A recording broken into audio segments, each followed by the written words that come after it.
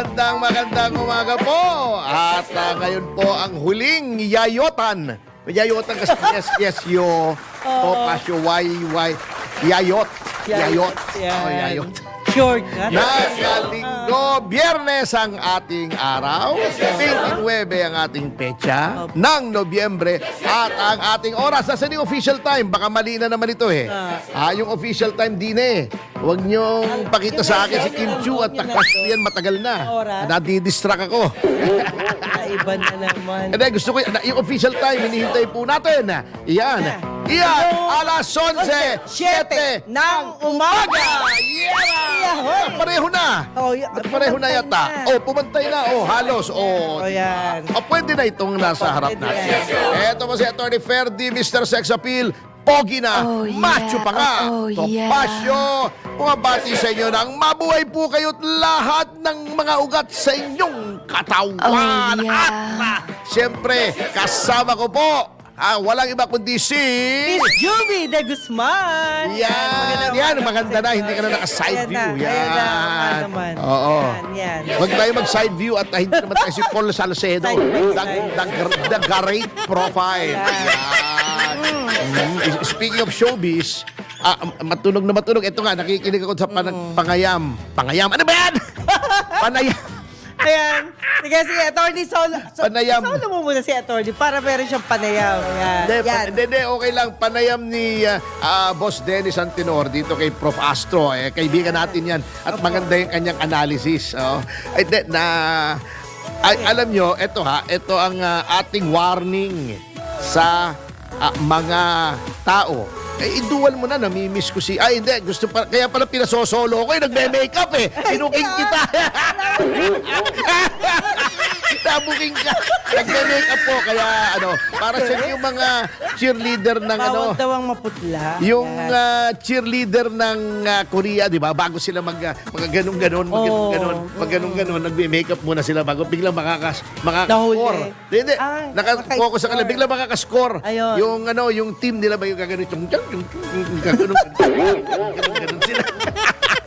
Ay, naku, Atty. Naalala kita kagabi, nanonood ako ng yung Frozen. Grabe. Teka muna, ituloy ko muna itong Ituloy po.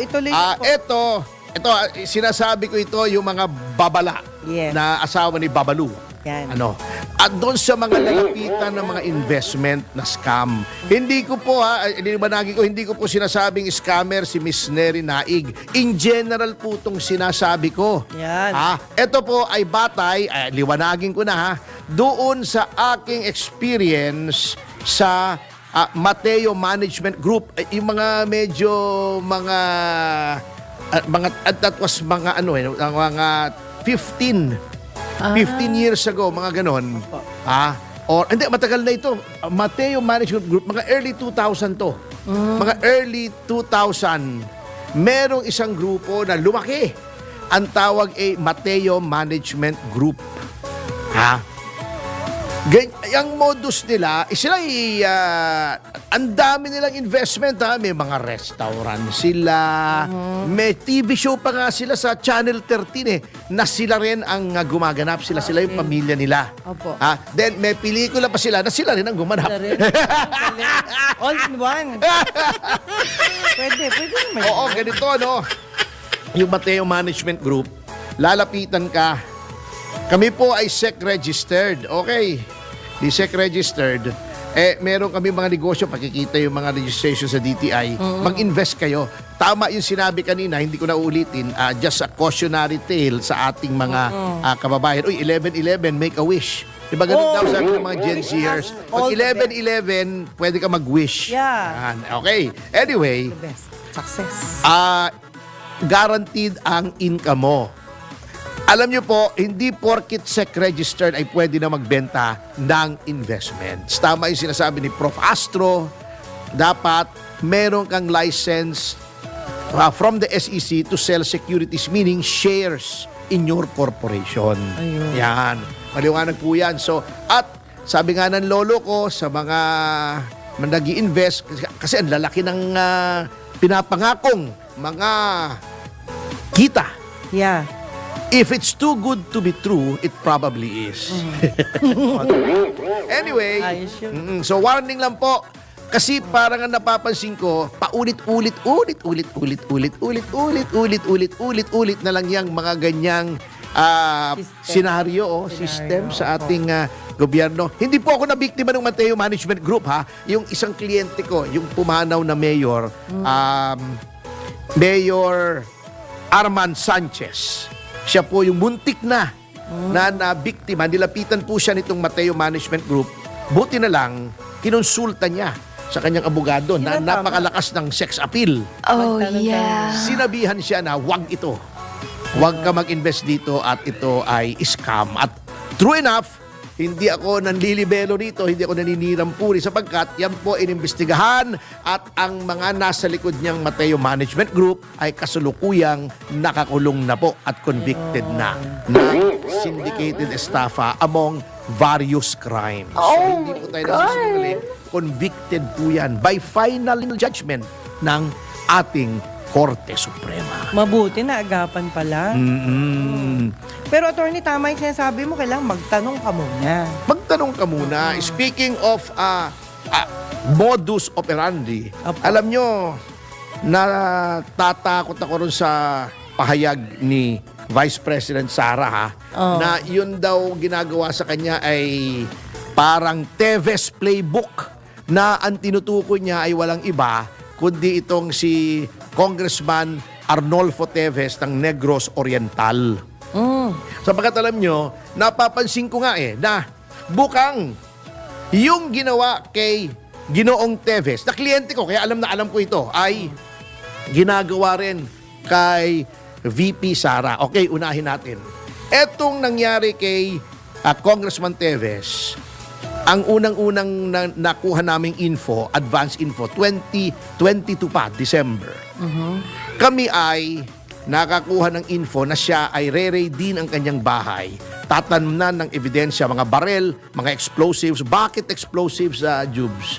Para mas malaki kaso. Yes, non-bailable. Non-bailable. Actually, non-bailable. Discretionary ang bail. Opo. Okay. So, ang napagpasyahan namin ng kaibigan kong si Kong Arnie, let's go public para masupil.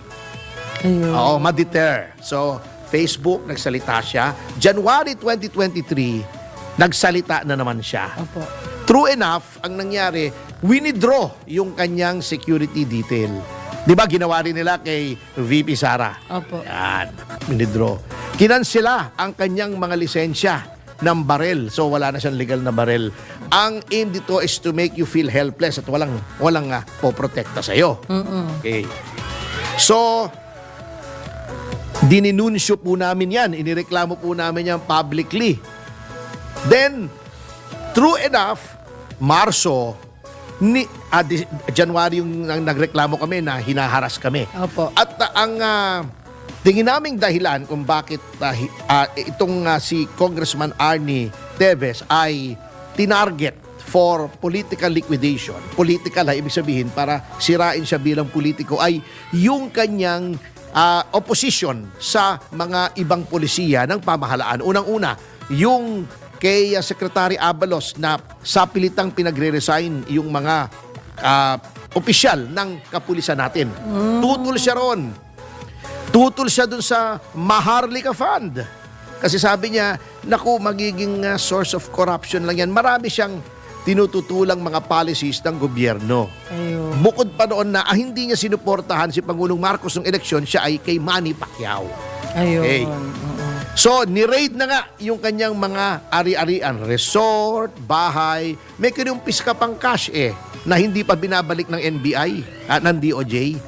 Krimen ba na magkaroon ng cash? Yun ang hanggang ngayon wala pang determinasyon kung nasaan yung cash.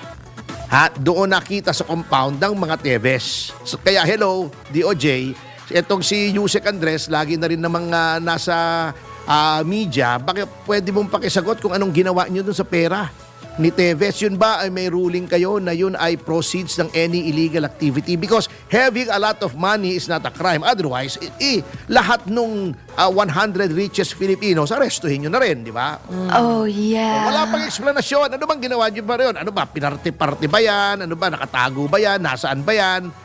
Yusek Andres, mahilig ka na rin magpahayag sa media. Ipahayag mo na ano bang ginawa nyo dyan? Para maganda. Okay. Ako, number 2. Yung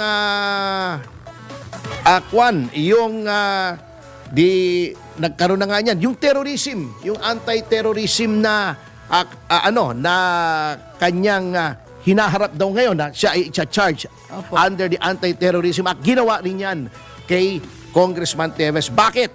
Sapagkat yung terrorism po, yung Anti-Terrorism Act, meron niyang freezing ng assets. Aside from the fact na yan ay capital offense. So, ginawa yung kay Congressman Teves, ginagawa rin yun sa kanya. Okay. Yung Anti-Terrorism Act, katulad ng sabi ko, ay yan po ay hindi po sa mga ganyang pagkakataon. Yan ay sa mga terrorist organizations na nagdi-destabilize ng gobyerno. Ang Vice President po ay parte ng gobyerno. Siya ay isang tao. Paano niya i-destabilize yung government? Ginagamit itong DOJ ang Anti-Terrorism Act to weaponize it in their lawfare against enemies of the state. Ayun. Ay, yun ang playbook eh. Kaya hindi ako magtataka kung may isang karumal-dumal na krimen dyan, ibintang nila kay Vice